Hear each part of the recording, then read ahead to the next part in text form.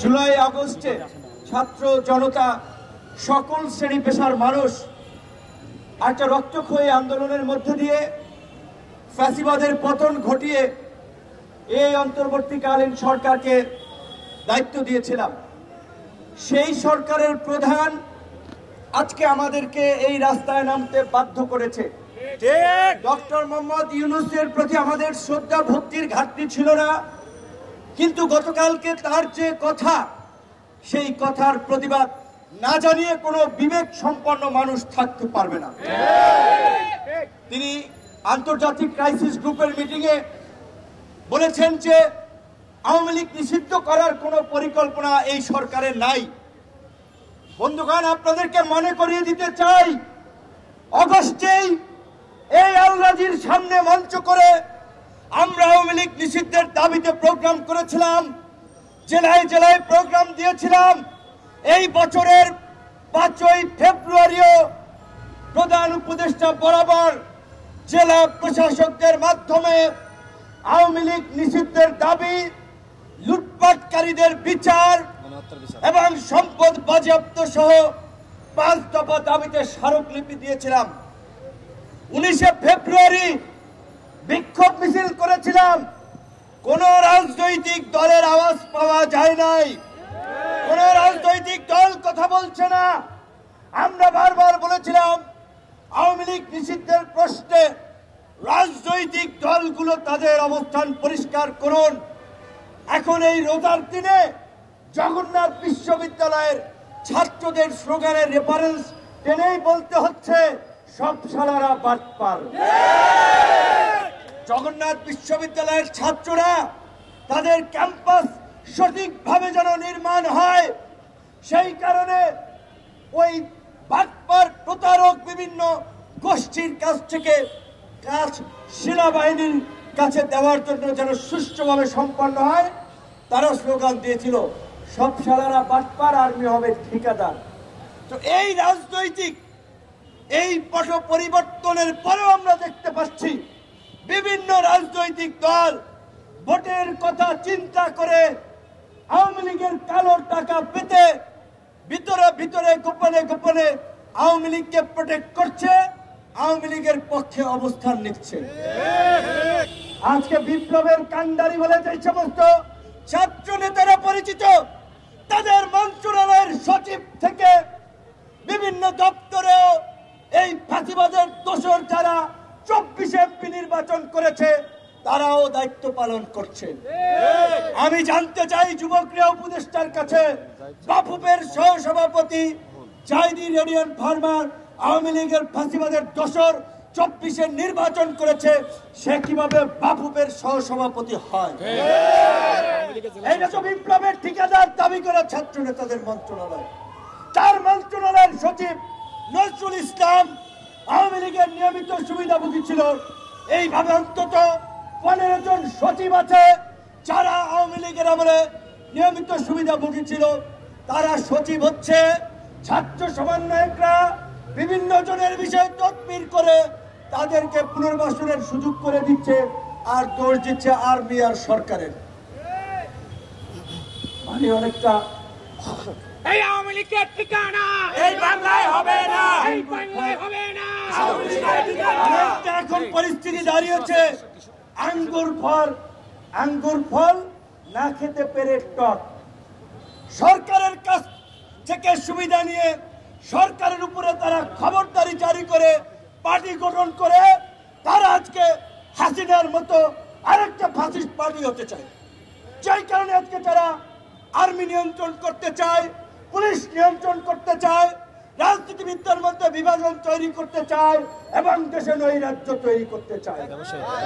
এবং তাদেরকে সহযোগিতা করছে কিছু তথাকথিত বুদ্ধিজীবী এবং তথাকথিত বিপ্লবী নামে কিছু হঠকারী লোকজন। আপনারা দেখবেন, ন্যারেটিভগুলো দেখবেন, বয়ান দেখবেন, বক্তব্য ফলো করবেন।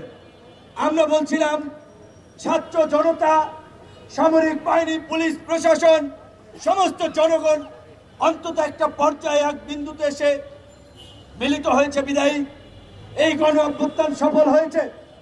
গণ অভ্যুত্থানে যে প্রক্রিয়ায় হোক, যেভাবেই হোক, সেনাবাহিনী জনগণের পাশে এসে দাঁড়িয়েছে এবং সেনাবাহিনীর এই গৌরব উজ্জ্বল ভূমিকা ৭১-এর মুক্তিযুদ্ধ থেকে ৯০-এর স্বৈরাচার বিরোধী আন্দোলনে যদি দেখেন, এই ২৪-এর গণ অভ্যুত্থান দেখেন, সবসময় তারা শেষ পর্যন্ত দেশের স্বাধীনতা সার্বভৌমত্ব রক্ষায় জনগণের পাশে ছিল। ৭৫-এর ৭ই নভেম্বর সিপাহী জনতার বিপ্লবের মাধ্যমে জিয়াউর রহমান মুক্ত না হলে বাংলাদেশ যেমন একটা সংকটে পতিত হতো, ৯০-এ জেনারেল নুরুদ্দিন সাহেব যদি এরশাদ সাহেবকে সরি মিস্টার প্রেসিডেন্ট, আমরা জনগণের বুকের উপরে পাড়া দিয়ে আপনাকে ক্ষমতায় রাখতে পারবো না, এই কথা যদি না বলতেন, ৯০-এও ডিফিকাল্ট ছিল গণ অভ্যুত্থান ঘটনাটা।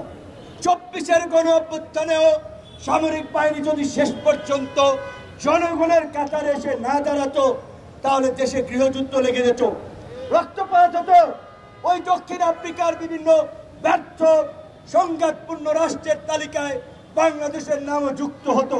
তাহলে কেন গণ অভ্যুত্থানের পরে সেনাবাহিনীকে জনগণের মুখোমুখি করা হচ্ছে? এবং দুই একজন বুদ্ধিজীবী নতুন নতুন টার্ম ইউজ করে ছাত্র জনতা সৈনিকদের অভ্যুত্থান, মানে এখানে আর্মির কোনো অফিসার ভূমিকা রাখে নাই, সৈনিকদেরকে এখানে টেনে এনে একটা বিভাজন তৈরি করছে। এরা ওই ৭৫-এর মতো আরেকটা হঠকারী গ্রুপ যারা দেশের নৈরাজ্য তৈরি করতে চায়। কাজেই নৈরাজ্যকারী হঠকারীদের বিরুদ্ধে আমাদের সজাগ এবং সতর্ক থাকতে হবে। আমরা বারবার বলছি, আসেন, এখনো বলছি, আওয়ামী লীগকে যদি আপনি বিপ্লবের শক্তি হন, আপনি আওয়ামী লীগকে নিষিদ্ধের পক্ষে থাকবেন। আমরা বলছি সমস্ত রাজনৈতিক দলগুলো যদি ৪ ব্যানার নিয়ে আগামীকালকে রাজপথে নামে, ২৪ ঘন্টার মধ্যে সরকার আওয়ামী লীগকে নিষিদ্ধ করতে বাধ্য হবে। এখন তাহলে দেখা দরকার কারা ফাঁসিবাদকে পুনর্বাসন করতে চায়, কারা গণতন্ত্র চায়, কারা অভ্যুত্থানের শক্তি। আমার ব্যানারে আসার দরকার নাই, আমাদের দলের নেতৃত্ব আসার দরকার নাই। আগামীকালকে থেকে সব দল ৪ ব্যানার নিয়ে আওয়ামী লীগ নিষিদ্ধের দাবিতে রাজপথে নামেন। রমজানের শেষ দিকে স্বাভাবিকভাবেই বিভিন্ন রাজনৈতিক দলের গুরুত্বপূর্ণ কর্মসূচি, সবাই বাড়ি যাবে, বছরে একটা ঈদ আসে, স্বজনদের জন্য কেনাকাটা, আবেগ অনুভূতি, অনেক কিছুই জড়িত। আমি গণ অধিকার পরিষদের নেতা কর্মীদেরকে অনুরোধ করে বলবো, এই ঈদটা প্রয়োজনে আমরা কম আনন্দ ফুর্তি করলাম, আগামীকালকে থেকে সারা দেশে জেলা উপজেলায় গণ অধিকার পরিষদের নেতা কর্মীরা আওয়ামী লীগ নিষিদ্ধে গণ স্বাক্ষর এবং অবস্থান কর্মসূচি পালন করবেন। ঢাকায় আমরা সকাল 11টায় জাতীয় প্রেস ক্লাবের সামনে এই গণস্বাক্ষর অবস্থান কর্মসূচি পালিত হবে। একইভাবে জেলা পর্যায়ে, উপজেলা পর্যায়ে ৪ সুবিধাজনক সময়ে সারা দেশে আওয়ামী লীগ নিষিদ্ধ, গণহত্যার বিচার, লুটপাটের বিচারের দাবিতে এই গণস্বাক্ষর আপনারা সংগ্রহ করবেন এবং এই জনসমর্থন নিয়ে পরবর্তীতে আমাদের করণীয় এবং কর্মসূচি ঠিক করা হবে। আমরা সকলকে বলতে চাই যে আজকের বাংলাদেশ অত্যন্ত একটা সংকটপূর্ণ অবস্থানে দাঁড়িয়ে আছে। এইখানে সকলের ধৈর্য, বুদ্ধিমত্তা এবং সহনশীলতার প্রয়োজন। আমরা বারবার বলছিলাম, এই সংকট জাতীয় সংকট, জাতীয় ঐক্য ছাড়া, জাতীয় সরকার ছাড়া এই সংকট মোকাবেলা সম্ভব নয়। এই বক্তব্য 2 বছর আগে দিয়েছি। ইউটিউবে যান, গুগলে যান। আমরা জেলের মধ্যে ছিলাম, আমরা তো হাউস কইরা জেলে যাই নাই, আন্দোলনের কারণে জেলে নিয়েছিল, নির্যাতন করেছিল, তারপরেও কম্প্রোমাইজ করি নাই। প্রিজন ভ্যান থেকেও জনগণকে উদ্বুদ্ধ করার জন্য, আন্দোলনের শরিক হওয়ার জন্য আহ্বান জানিয়েছি। আন্দোলনের এই ফ্যাসিবাদের পতনের পরে এই ছাত্র নেতারা কেন জাতীয় সরকার গঠন করলো না? তারা কেন শুধুমাত্র দুজনের প্রতিনিধি, পরবর্তীতে আরেকজন ঢুকিয়েছে, আর বিভিন্ন দূতাবাসের প্রেসক্রিপশনে এই এনজিও মার্কা সরকার গঠন করেছে? এই জবাব এই ছাত্র নেতাদেরকে দিতে হবে। যদিও তারা এখন আর ছাত্র নেতা নাই, তারা এখন জাতীয় রাজনৈতিক দল এনসিপির নেতা হয়ে গিয়েছেন, নাপা নাগরিক পার্টি। কাজেই এই নাপার নেতাদেরকে দিতে হবে তারা কেন জাতীয় সরকার গঠন করেন নাই। আর আপনারা যদি বিপ্লবের প্রকৃত চেতনা ধারণ করেন, সরকারের থেকে সুবিধাবান ভাওতাবাজি রাজনীতি না করে জনতার কাতারে এসে রাজপথ থেকে আপনারা আওয়ামী লীগ নিষিদ্ধের দাবিতে আন্দোলন করেন, আবার কাঁধে কাঁধ মিলিয়ে জুলাই গণ অভ্যুত্থানের মতো বাংলাদেশকে আওয়ামী মুক্ত করি। কিন্তু ক্ষমতার চেয়ার বড়ই মহব্বতের চেয়ার, বড়ই ভালো লাগার চেয়ার, একবার ওইখানে বসলে আর কেউ ছাড়তে চায় না। সেই লঙ্কায় যায় সেই রাবণ হয়। আপনারা দেখেছেন ছাত্র নেতৃবৃন্দের মধ্যে এখন নিয়োগ, তদবির, ঠিকাদারি, বিভিন্ন প্রতিষ্ঠানকে দেওয়া, এমনকি তারা এখন সরকারের যে স্থানীয় সরকার সেই প্রশাসনে নিজেদের লোককে বসিয়ে দল বানাতে চায়। তো তুমি সরকারে বসে ভাইরা দল বানাবা, আর বাকি রাজনৈতিক দল চেয়ে চেয়ে দেখবে? তোমাদেরকে দল বানানোর জন্য সমস্ত রাজনৈতিক দল রাস্তায় নেমে আন্দোলন করেছিল। সময়ের 1 ভোর, অসময়ের 10 ভোর। একটা সময় আছে, অবশ্যই তরুণরা রাজনীতি করতে হবে, দল করা দরকার। অভ্যুত্থানের পরে আরো 2-4টা দল হওয়া দরকার। এক্স আর্মি অফিসার দল করেছে, করতেই পারে, ছাত্ররা একটা করেছে, আরো করুক। কিন্তু তাদের যে ইন্টিগ্রিটি, তাদের যে অনেস্টি মানুষ প্রত্যাশা করেছিল, সেটার সাথে তারা বেইমানি করেছে। ইতিমধ্যেই তারা নায়ক থেকে খলনায়কে পরিণত হয়েছে।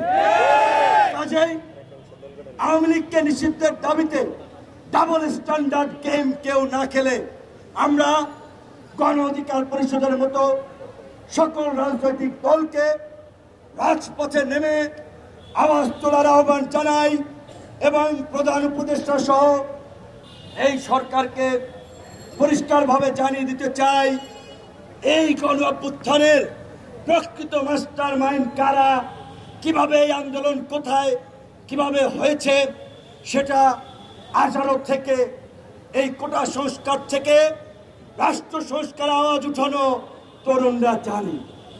কাজে আপনারা যদি তরুণদের এই আন্দোলনের স্পিডের সাথে প্রতারণা করে কোনো ফরম্যাটে আওয়ামী লীগকে ব্যাক করানোর চেষ্টা করেন, আপনাদেরকেও গদি থেকে নামতে হবে,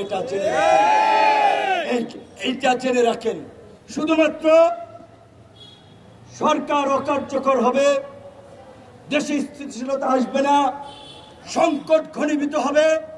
এই কারণে এতদিন কোনো ওইভাবে জোরালো কথা বলি নাই, সরকারের বিরুদ্ধে রাস্তায় নামি নাই। বরঞ্চ যারা আন্দোলন করছে, মিডিয়ার ভাইরা সাক্ষী, তাদের আন্দোলন থামাতে, তাদের সাথে সরকারের সমঝোতা করানোর জন্য কথা বলেছি, বুঝিয়েছি। কিন্তু সরকার আমাদের সেই দুর্বলতাকে কাজে লাগিয়ে তারা যদি বিদেশি প্রেসক্রিপশনে ভারতের সাথে সমঝোতা করে আওয়ামী লীগকে রাজনীতিতে ফিরিয়ে আনার চেষ্টা করে, তাহলে এই সরকারকেও তল্পা গোছাতে হবে। সবাই ভালো থাকবেন, ধন্যবাদ। এখন সংক্ষিপ্ত একটি ছোট্ট মিছিল অনুষ্ঠিত হবে।